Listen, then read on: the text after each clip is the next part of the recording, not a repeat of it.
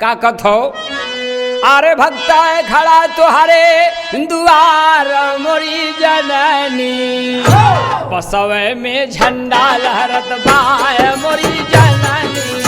पसवे में झंडा लहरत बाय मोरी जननी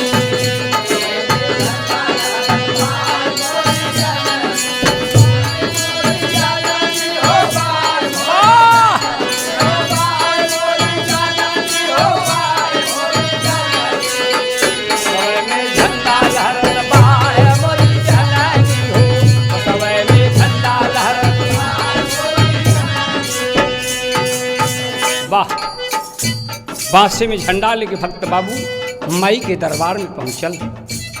हाथ जोड़ के और एक बात कहता है अंतराग लाइन में बड़ी ऊंची कहता है क्या, दोनवे में फूल ले ली, दोनवे में फूल ले ली डलिया में गजरावा, दोनवे में फूल ले ली डलिया में गजरावा,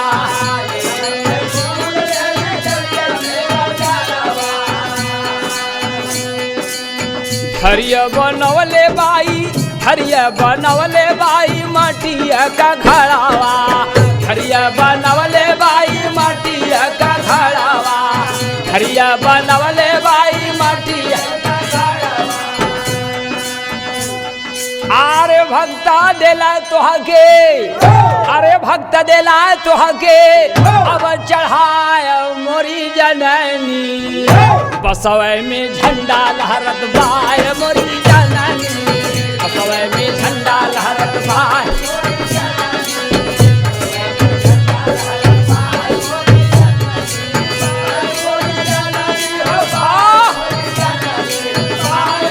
जननी हो बाय मोरी जननी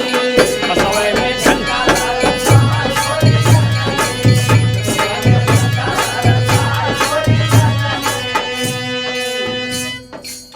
घीवा दसांग लेके, घीवा दसांग लेके कुंडवा पे आयली, घीवा दसांग लेके कुंडवा पे आयली,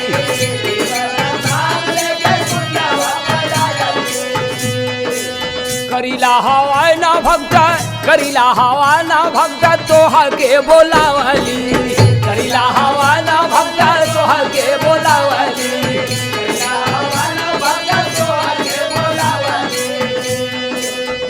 अब सिंहवा पे अब तू भक्त खत करे माई काफी देर हो गए हवन करते करते सुना, अरे सिंहवा पे अब तू अब सवार मोरी जननी बसवे में झंडा लहरत बाय मोरी जननी बसवे में झंडा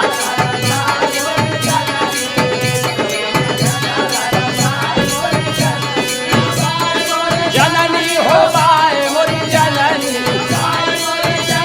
हो बाय मोरी जननी बसवे में झंडा लहरत बाय मोरी जननी। और भक्त कहत कहा बाबू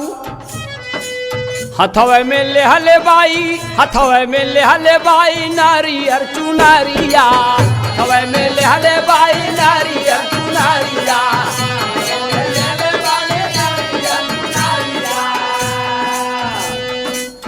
धरवे में फसल बाटे,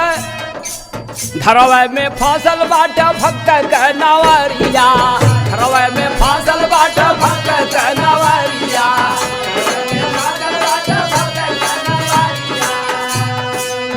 अरे भक्त करा हरदम,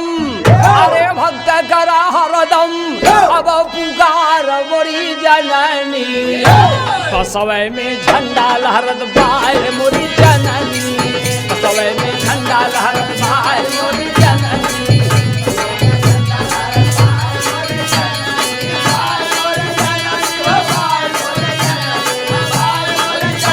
हो बाय मोरी जननी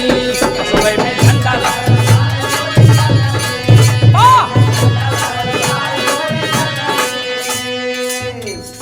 बड़ी ऊंची बात भक्त कहता है दरबार में बाबू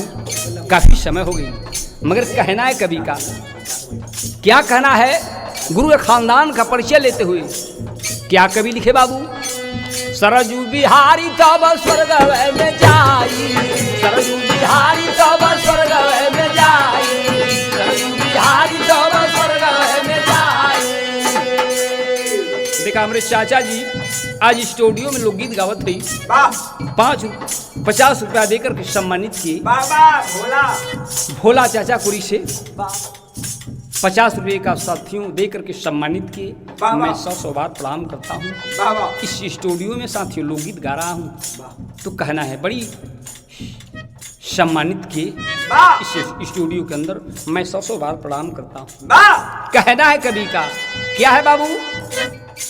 सरजू बिहारी तब स्वर्ग में जाई, सरजू बिहारी तब स्वर्ग में जाई,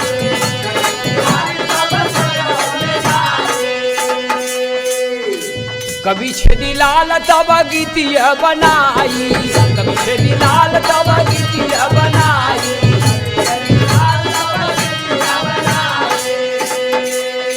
आरे गाँव है खंजाटी,